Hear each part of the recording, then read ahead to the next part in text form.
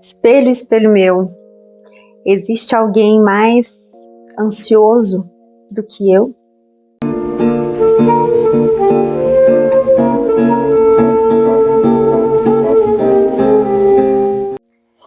Então, por que a ansiedade está ligada à questão do espelho, né?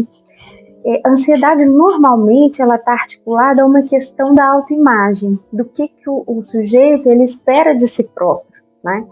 E na verdade essa espera é de alguma coisa que ele quer ser, de algum patamar que o sujeito quer chegar.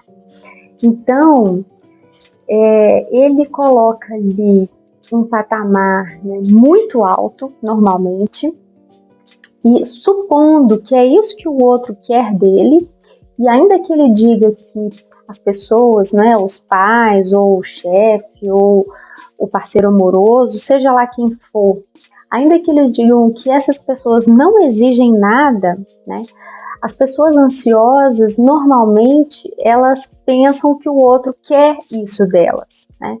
Então elas supõem algum lugar que elas precisam chegar, algum ideal que elas precisam atingir, e que normalmente a articulação que é feita é de que só quando elas atingirem essa imagem, esse ideal, é que elas vão ser amadas, né?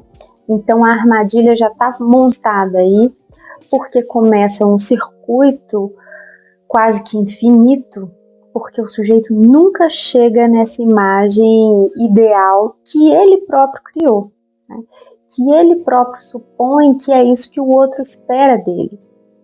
Então a ansiedade ela está muito articulada a uma suposição de um olhar do outro que retorna sobre o sujeito, recriminando que ele ainda não está suficientemente bom.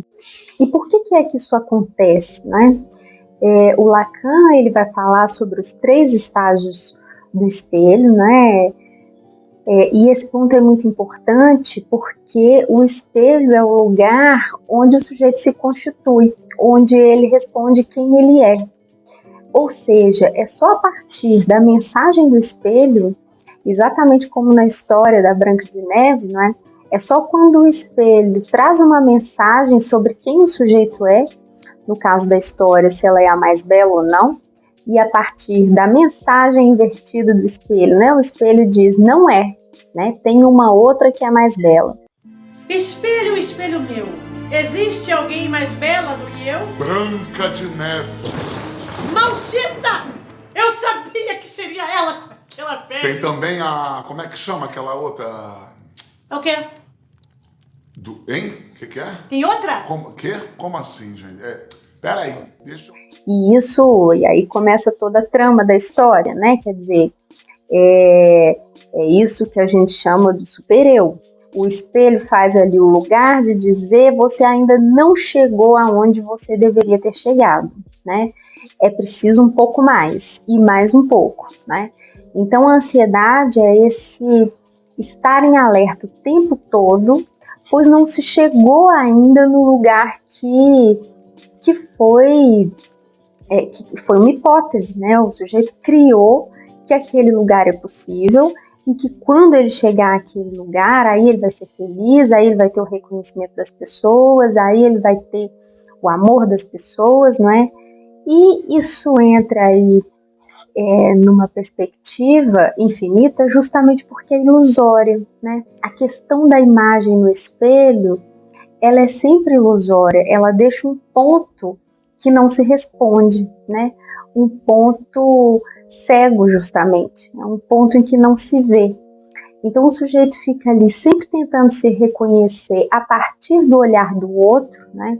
A partir de uma confirmação do outro, do que ele é, e de uma certa forma fica escravo a essa imagem, escravo quase que literalmente, né, do inconsciente, vamos dizer assim, tentando aí ocupar esse lugar de imagem ideal, de imagem que vai finalmente responder para o sujeito sobre quem ele é, né? Isso, né, é um aprisionamento do sujeito, uma alienação aí a uma imagem que é ilusória, que ela escapa, que ela não se sustenta, ela não se mantém, né? Haja visto as redes sociais, que quanto mais recursos a gente tem para melhorar a imagem, mais a gente duvida se a gente é aquilo mesmo, né? Fica um ponto de dúvida, né? Então, é preciso saber distinguir, né, o que é possível atingir desse objetivo, né, no sentido de essa imagem que eu quero transmitir, essa imagem que eu quero ter, isso que eu quero ser, né, do ponto de vista do olhar do outro sobre mim, né, até que ponto isso é possível e até que ponto é preciso abrir mão, de certa forma, de chegar nesse patamar que é ilusório, né?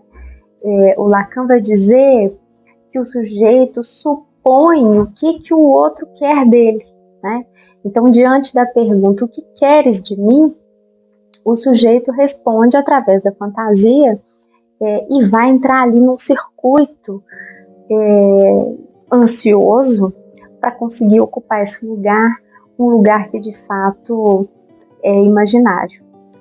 E aí a gente percebe, não é, que a ansiedade tem sido uma das palavras mais buscadas no Google ultimamente. É claro que numa situação de pandemia, essa ansiedade é colocada em questão, justamente porque retorna do espelho essa pergunta: e agora, né, quem você é? Quem és tu? Eu já nem sei, senhor. Mudei tantas vezes desde hoje de manhã, como vê. Eu nada vejo. Explica-te. Sinto muito, mas não posso explicar, senhor. Já não sou a mesma, como vê. Diante dessa pergunta,